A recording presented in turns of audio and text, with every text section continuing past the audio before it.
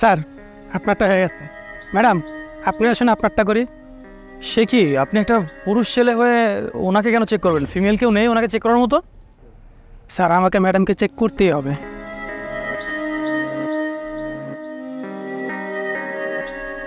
দেখুন এই ছবিটা আর আপনার ওয়াইফের চেহারা একদম সেম, আর এই ছবির মেয়েটা একজন দেশদ্রোহী, আমরা ওকে খুঁজছি। এই হ্যাঁ, চেহারাটা তো দেখতে কিছুটা তোমার মতো। এই কিন্তু চোরটা মিলতেছে না, আপনি দেখেন, তারপরেও কি চেক করতে হবে? আরে বাবা চেক করুক না, সমস্যা কিসের জন্য? কেন ওনাকে প্যারা দিচ্ছ? ভাইয়া আপনি চেকিং করতে পারেন, ভেতরে চলো। ওকে।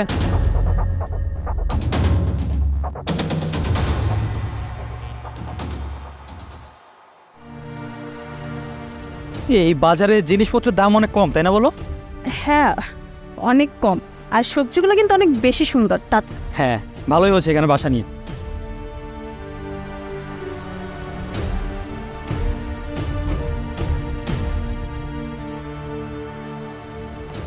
এই এক কাজ করো তো, ডিকিটা খুলে দাও, ভিতরে রাখি, এর মধ্যে মাছ টাছ আছে তো, পানি পড়বে আবার। ঠিক আছে দিচ্ছি। খোলো।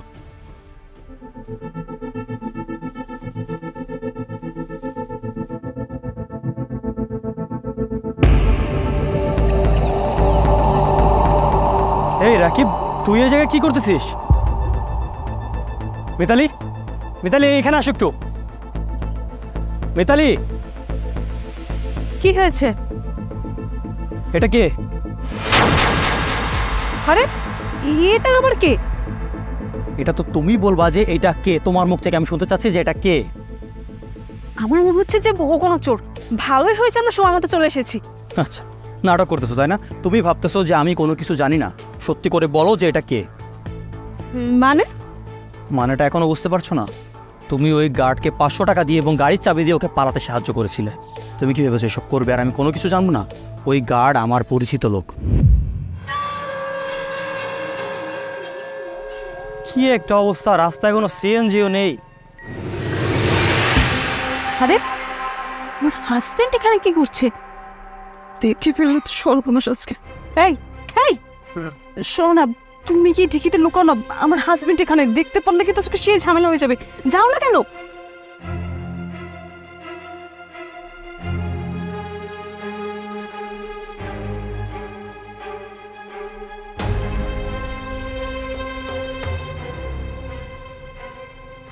মিতালির গাড়ি।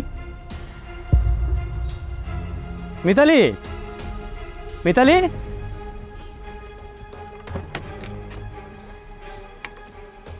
ভালোই হলো তোমার সাথে দেখা হয়ে। আমি না এখান দিয়ে অনেকক্ষণ যাবত ঘোরাঘুরি করতেছি, একটা সিএনজি কোথাও পাচ্ছিলাম না। কোথায় যাচ্ছিলে তুমি? আরে আমি একটু সুপার শপে যাচ্ছিলাম, বাসায় দেখলাম যে অনেক কিছু বাজার নাই, এই জন্য ভাবলাম যে একটু বাজার করতে যাই। বাজার করতে যাবে? চলো আমি তোমাকে হেল্প করতেছি, চলো। আরে না না, তুমি কেন বাজার করতে যাবে? এসব তো মেয়েদের কাজ, তোমার কষ্ট করে এসব করতে হবে না। আর সবজি অনেক কিছুই লাগবে, তুমি পারবে না। তুমি বলো একটা কাজ করো, বাসায় যাও, বাসায় গিয়ে রেস্ট করো। তুমি তো সারাদিন তোমার বিজনেস নিয়ে পড়ে আছো। আমি বলি কি তুমি না বিজনেস নিয়ে থাকো, একটু মনোযোগ দাও কাজে। যাও বাসায় যাও, আমি সবকিছু একাই করে নিতে পারবো। আরে রাখো বিজনেসের কথা, ওগুলো পরে করা যাবে। আগে তোমাকে হেল্প করি দাও, গাড়ির চাবিটা দাও, আমি গাড়ি লক করে তারপর যাচ্ছি আমরা।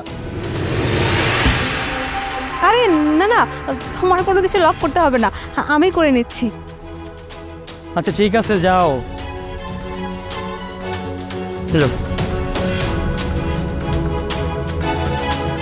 চলো, কি চিন্তা করতেছো? আসো। এই যে এখানে কি ওই বাজারটা যাবা?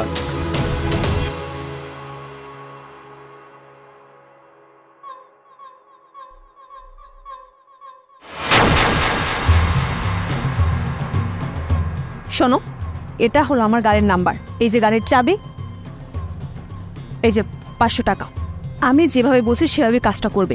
গাড়ির ডিকিতে আমার বয়ফ্রেন্ড লুকিয়ে আছে, ওকে? আমার হাজবেন্ড যেন কোনো কিছু না জানতে পারে। তুমি সুন্দর মতো আমার বয়ফ্রেন্ডকে ওই গাড়ির ডিকি থেকে বের করবে। আর হ্যাঁ, সোসাইটির বাইরে আমার গাড়িটা পার্ক করা আছে, ওকে?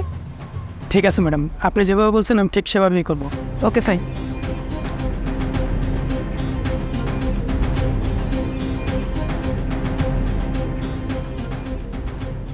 হলো, এবার খুশি আপনি? চলো, কত তাল বাহানা দেখতে হবে এদেরকে।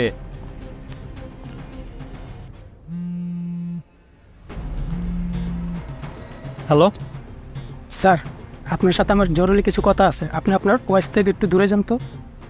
আচ্ছা তুমি একটু যাও, আমি বাজারে কিছু হাবিজাবি কেনা বাকি আছে, নিয়ে আসি। হ্যাঁ ঠিক আছে, তাড়াতাড়ি এসো। হ্যাঁ হ্যালো। স্যার, আপনি জানেন না আপনার ওয়াইফ আমাকে গাড়ির চাবি দিয়েছে, সাথে 500 টাকাও দিয়েছে। কেননা আপনার গাড়ির ডিক্কির ভিতরে ওনার বয়ফ্রেন্ড লুকিয়ে আছে। এই জন্য উনি চেয়েছিল যে আমি যাতে গাড়ির ডিক্কিটা খুলে দিয়ে ওনার বয়ফ্রেন্ডকে পালাতে সাহায্য করি। এসব তুমি আমাকে কেন বলতেছো?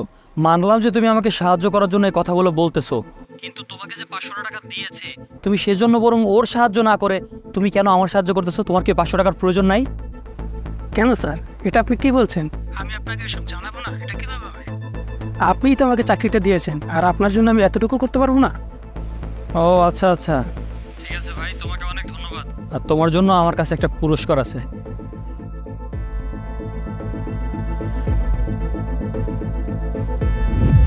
এই দেখ, সব কিছু ফাঁস হয়ে গেছে। গাড়ি থেকে নাম বলছি, নাম।